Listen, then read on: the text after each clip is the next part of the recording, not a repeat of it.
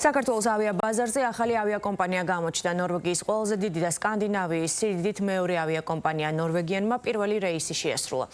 საინაუგურაციო ფრენას თბილისის საერთაშორისო აეროპორტში ეკონომიკისა და მდგრადი განვითარების მინისტრის მოადგილე თამარ იოსელიანი დახვდა. დაბალბიუჯეტური ავიაკომპანია კოპენჰაგენი თბილისი-კოპენჰაგენის რეისს კვირაში ორჯერ შეასრულებს. აღსანიშნავია, რომ 2026 წლის 5 თვის განმავლობაში საქართველოსა და ევროპას შორის 952,480 მგზავრი დაფიქსირდა. რაც 2025 წლის ბოლო მონაცემებს 18%-ით აღემატება.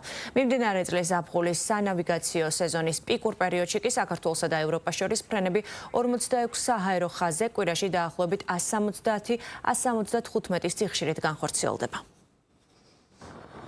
რეისი იყო სრულად დატვირთული და ეს მიანიშნებს იმას, რომ სკანდინავიის ქვეყნები დაინტერესებულები არიან ჩვენი დედაქალაქით და შესაბამისად ძალიან მნიშვნელოვანი ბაზარია ჩვენთვის სკანდინავიის ქვეყნები.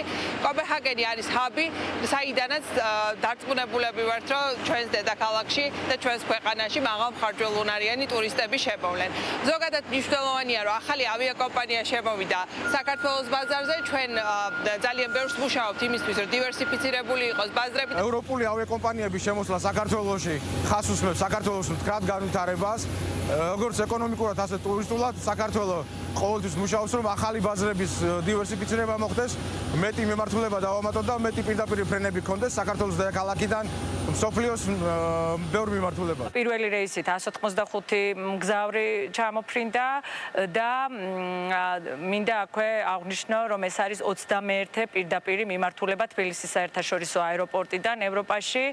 ვიმედოვნებთ, რომ აღნიშნული ავიაკომპანია მოუმატებს სიხშირეებს და უფრო მეტ რეისს შეასრულებს საომავლოდ.